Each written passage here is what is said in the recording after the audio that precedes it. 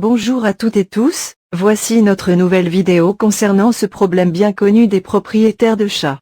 Nous allons détailler celui-ci, donner nos conseils et solutions. Restez bien jusqu'au bout de la vidéo afin d'obtenir tous nos conseils et toutes nos solutions. N'oubliez pas de liker et de vous abonner à notre chaîne afin de ne rater aucune de nos nouvelles vidéos. Merci et à bientôt. Bonjour à toutes et tous. Je vais vous expliquer pourquoi il ne faut pas prendre votre chat par le cou. Nombreuses sont les personnes qui attrapent les chats par la peau du cou pour éviter d'être blessés.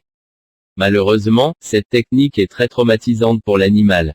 D'autres méthodes, beaucoup plus respectueuses du bien-être animal existent, bien heureusement. Malgré leur petite taille, les chats peuvent vite nous effrayer. À coups de griffes, acérés et de crachats, un félin peut facilement nous mettre à distance. Les choses se compliquent lorsqu'il faut administrer des soins. On approche, la peur au ventre, et on tente de se protéger en attrapant l'animal par la peau du cou. Grossière erreur. C'est une pratique courante mais dangereuse. Que ce soit pour punir un chat, l'attraper ou l'empêcher de bouger, de nombreux propriétaires et professionnels du monde vétérinaire attrapent les chats par la peau du cou.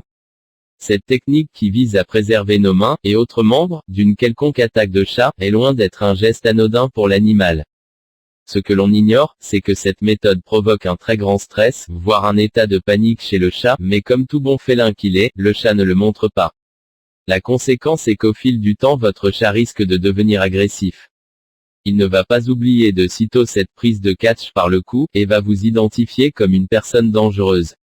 Même si cette méthode n'est utilisée que très ponctuellement, elle peut avoir un impact négatif sur votre chat. Vous n'avez donc rien à y gagner. Beaucoup pensent qu'il s'agit d'un geste naturel pour le chat, étant donné que la mère déplace ses chatons de cette manière. Ça n'est pas faux, la mère utilise cette méthode, mais rappelons qu'elle le fait lorsque les chatons ne pèsent que quelques centaines de grammes maximum. L'impact est donc bien différent, quand on attrape à pleine main son matou qui fait 4 kg. Il vaut mieux préférer des méthodes plus douces.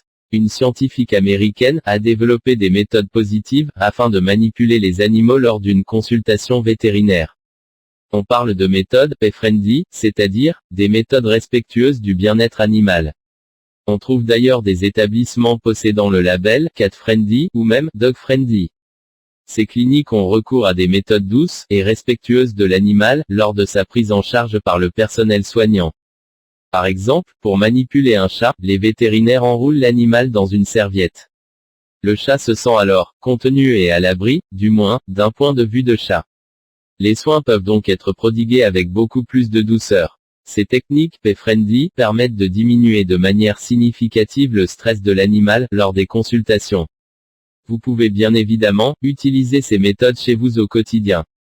Vous aurez ainsi un chat bien. N'oubliez pas de liker et de vous abonner à notre chaîne, afin de ne pas rater nos nouvelles vidéos. Vous retrouverez nos liens vers notre blog et nos articles dans la description de nos vidéos. Merci pour votre soutien à notre chaîne et à bientôt.